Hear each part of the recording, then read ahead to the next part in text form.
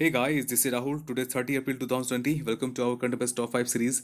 This video is highly important for all Indian government exam as well as state government exam just like bank, SSC, JPSC, BPSC, JSSC, CTAT, JTAT, CDS, CAPF and many more exams.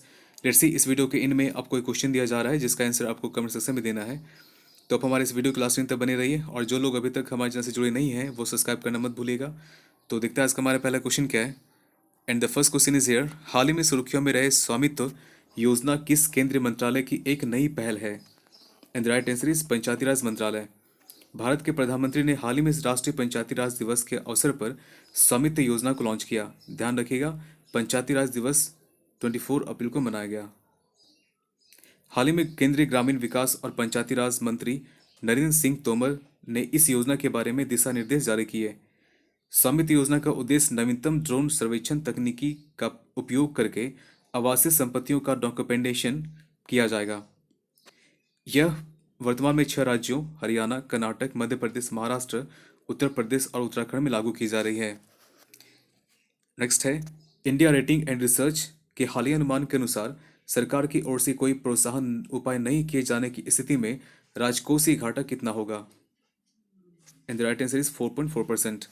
राजकोषीय घाटा को समझने के लिए बस आप इतना ध्यान दीजिएगा, जब गवर्नमेंट का इनकम अगर कम होता है, उसके कंपेयर एक्सपेंसेस अधिक होते हैं, तो ऐसे कंडीशन को फिजिकल डेफिसिट या राजकोषीय घाटा कहा जाता है।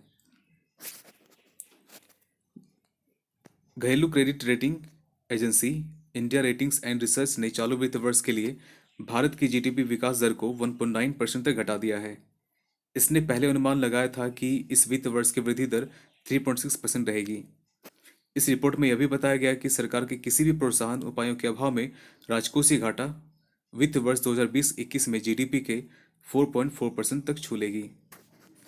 नेक्स्ट है, भारत की किस आईटी फर्म ने कोरोना वॉरियर्स नाम से फ्रंटलाइन हेल्थ वर्कर्स के लिए एक ऑनलाइन सेल्फ सर्टिफिकेशन कोर्स शुरू किया है? And the right answer is Tata consultancy services, TCS। IT company Tata consultancy services ने TCS आयोन नामक एक इकाई ने हाल ही में फ्रंटलाइन स्वास्थ्य कार्यकर्ताओं के लिए एक निःशुल्क ऑनलाइन स्व प्रमाणन पाठ्यक्रम शुरू किया है। इसका नाम कोरोना वॉरियर्स है। यह डिजिटल पाठ्यक्रम अंग्रेजी में उपलब्ध है और इसे TCS ion digital learning hub के माध्यम से पेश किया गया।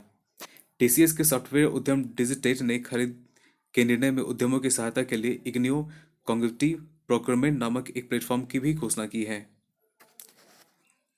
नेक्स्ट है, हाल ही में किस रेटिंग एजेंसी ने अनुमान लगाया है कि 2020-21 में लॉकडाउन के कारण भारत का कुल नुकसान 10 लाख करोड़ रुपए है या 7,000 पर पर्सन इनकम के रूप में होगा?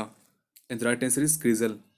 क्रिजल्स रेटिंग एजेंसी ने हाल ही में एक रिपोर्ट जारी की है जिसने भारत के सकल घरेलू उत्पाद, जिसे जीडीपी कहते हैं, के अनुमान को पिछले अनुमान से लगभग आधा कर दिया।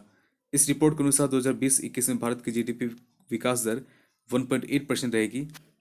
इस एजेंसी ने यह भी अनुमान लगाया कि कोविड-19 के प्रसार को रोकने के लिए लागू किए गए लॉकडाउन के प्रभाव के कारण देश को होने वाली कुल हानि 10 लाख करोड़ रुपए या प्रति व्यक्ति 7,000 रुपये होगी। क्रिजल ने सरकार से प्रोत्साहन प्रतिक्रिया और समर्थन बढ़ाने के लिए भी कहा है। नेक्स्ट है, मेडिसिन मेकर पावर लिस्ट 2020 में शीर्ष 20 वैश्विक नेताओं में से किस भारतीय को शामिल किया गया है? And the right answer is Kiran Majumdar show. Biocon के संस्थापक और चेयरमैन किरण मजूमदार शो को हाल ही में मेडिसिन मेकर पावर लिस्ट 2020 में शामिल किया गया है। इस सूची में दुनिया भर के 60 लीडर्स को शामिल किया गया है जिन्होंने बायोफार्मास्यूटिकल्स के क्षेत्र में महत्वपूर्ण योगदान और नवाचार किया है। किरण मजूमदार शो को 2015 से लगातार 6 वर्षों के लिए प्रतिष्ठित सूची में स्थान मिला है। Now question of the day is here.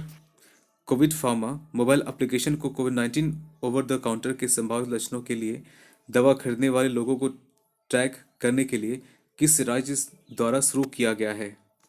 तो इसका आंसर आपको कमेंट सेक्शन में देना है। Thanks for watching, have a good all of you.